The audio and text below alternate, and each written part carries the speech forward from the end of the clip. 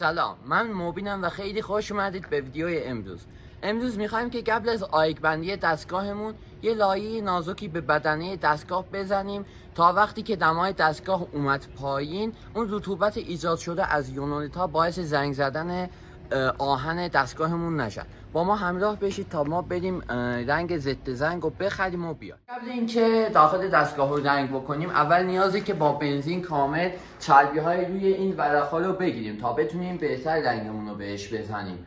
علتش هم اینه که وقتی که یونولیت ها رو نصب کردیم داخلش طی مدت ها که دمای دستگاه میاد پایین اون یونولیت ها رطوبت میدن از خودشون بیرون و این رطوبت باعث میشه که این آهنه زنگ بزنه. ولی وقتی که ما این رنگ ها رو بزنیم بهش این رنگ یه لایه محافظیه جلوی این آهن تا زنگ نزنه آهن. با ما همراه باشید که ما بریم با بنزین داخل اینو چربیاشو بگیریم و بعد رنگمون رو بزنیم.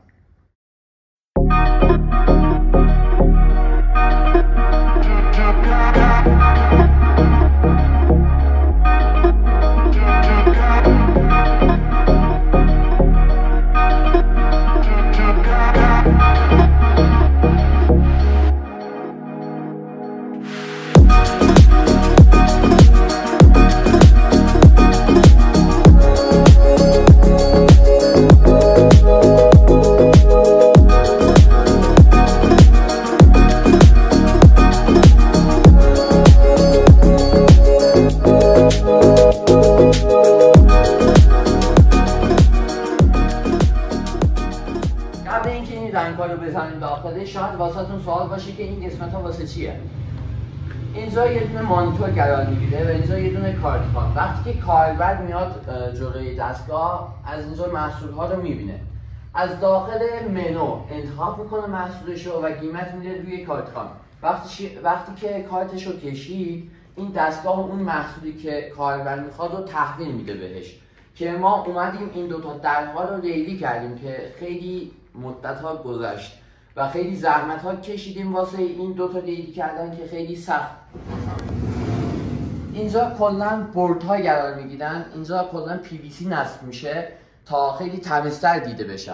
اینجا بورد ها قرار میگیره، برنامه نویسیش میشه که اگه با ما همراه باشید طی مدت ها ویدیوشو میگیریم برنامه نویسی کردنشو تا کامل ببینید.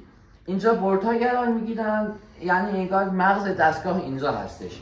بعد یه قسمت انباری واسه این دستگاه طراحی کردیم که وقتی که محصول ها رو میچینیم داخل اینجا مثلا 2-3 تا محصول اضافه موند تا بتونه کاربر راحت ازش به عنوان انباری استفاده کنه. ما اینو از وسط هم جدا کردیم تا 2 تا طبقه جداگونه بشه که کاربر راحت بتونه محصولهاشو داخل محصولهای اضافیشو داخل اینجا قرار بده.